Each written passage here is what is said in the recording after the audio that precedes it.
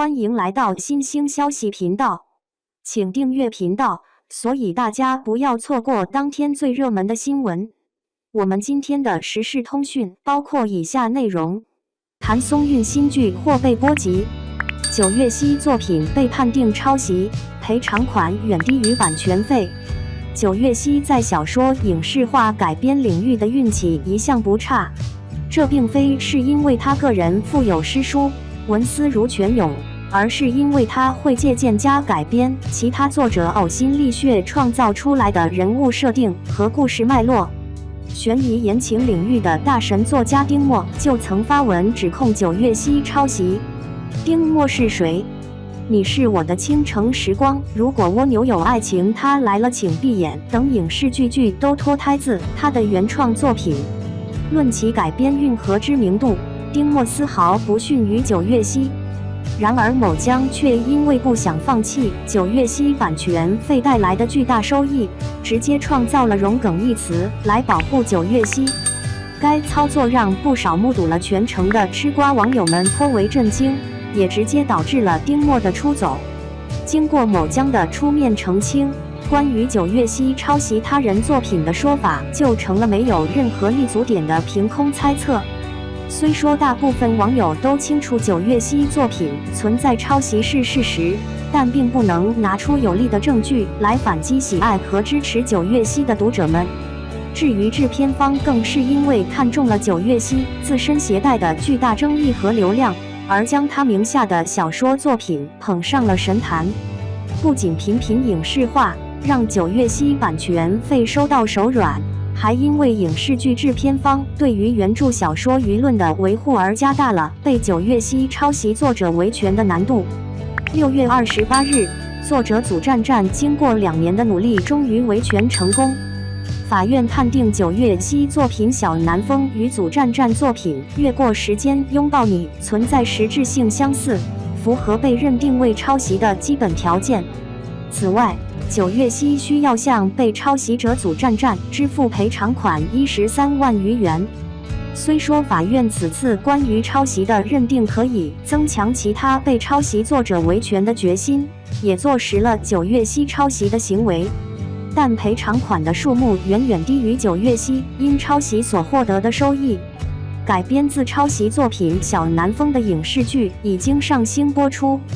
作为版权拥有者，9月熙肯定赚得盆满钵满。13万元的赔偿款甚至都比不上小南风版权费的10%，对抄袭者的惩罚力度太小了。原本知识产权的官司就难打，思想与表达2分法更让一些中的抄袭行为无法被界定。好不容易被抄袭者为了维护权益进行诉讼，时间线又拉得太长。就算是抄袭的行为成立，被抄袭者获得的赔偿款对于抄袭者而言也是不痛不痒，这种惩罚力度并不能从根本上减少抄袭事件的发生。况且9月熙的抄袭的可不是只有组战战这一本《少年的你》《我的人间烟火》等影视剧原著都曾深陷抄袭争议，甚至因为9月熙出面对喜欢配角孟宴臣的网友，并且表达对宋彦许庆美好品德的认可，言辞间缺乏对于自己所创作角色的爱惜，也让网友认定孟宴臣并非他笔下的人物。的确，在我的人间烟火播出期间，作者沈南桥发文指控我的人间烟火原著中的伪兄妹线与父母辈的经历、性格、人设都和他2013年出版的作品《我只害怕我爱你》存在相似之处。这么看来，观众们喜欢男二就很正常了。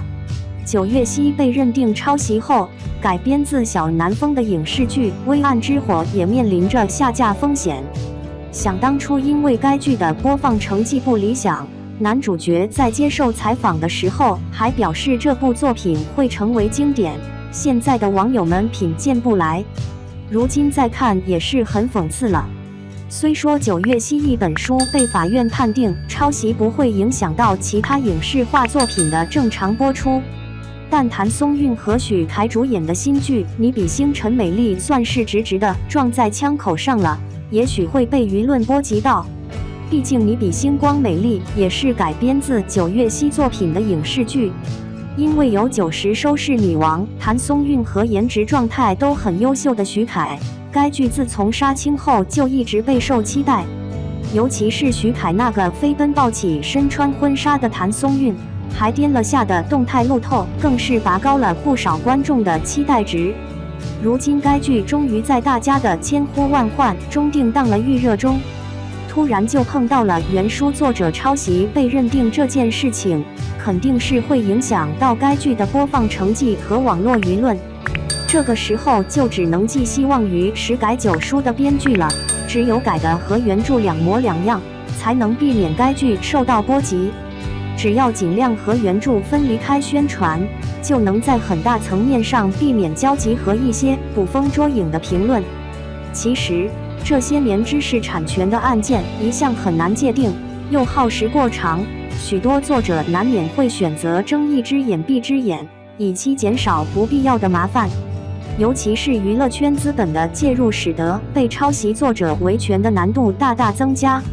这其中最典型的代表就是大风刮过桃花寨，抄袭者唐七公子就把桃花寨的主角之一换了性别，有了白浅，有了三生三世十里桃花。可笑的是，改编自抄袭作品的《三生三世十里桃花》火遍全网，成了当年大爆的现象级作品。而大风刮过尽管起诉了抄袭者，却并没有获得任何赔偿。抄袭者光鲜亮丽，赚得盆满钵满，被抄袭者却要忍气吞声，作品被侵权却认定困难。时至今日，这种荒诞的情况仍然存在，情况和之前的并无不同。愿大风刮过，吹散十里桃花，成了无数书粉所期望的点。除了唐七公子外，长月烬明的原著也深陷抄袭疑云。作者格林本尊曾发文表示，长月烬明原著抄袭自己的原创作品《我的床上有只鬼》。虽说当时这件事情在网络上的关注度很高，但因为影视剧作品即将上线，某将为了配合片方维护剧集方面的舆论，再次出面表明，藤萝未知抄袭传闻乃是被污蔑。平台又一次的作证，或许也是寒了作者的心。虽然现在的法律体系仍然在不断完善，但对于抄袭的界定仍然很困难。希望随着时间的发展，能够有更加切实可行的法律出台来维护被抄袭作者的权益。只有坚决打击抄袭者，我们的网络文学才能不断发展，生生不息。